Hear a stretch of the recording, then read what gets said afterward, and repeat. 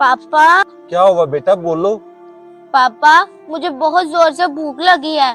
कल रात से मैंने खाना भी नहीं खाया। अच्छा बेटा, तुम अंदर जाओ, मैं तुम्हारे खाने का कुछ इंतजाम करता हूँ।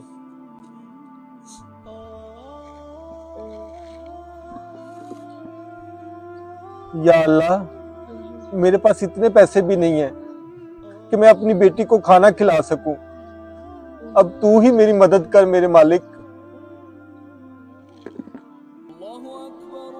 अजान हो रही है, ऐसा करता हूँ पहले नमाज पढ़ लेता हूँ।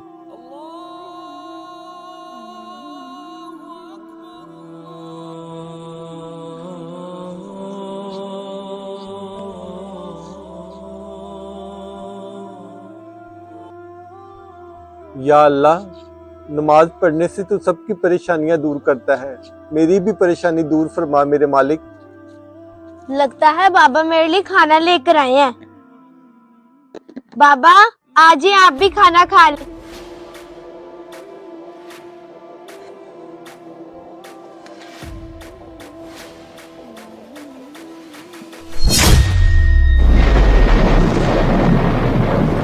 बेशक अल्लाह बड़ा मेहरबान है।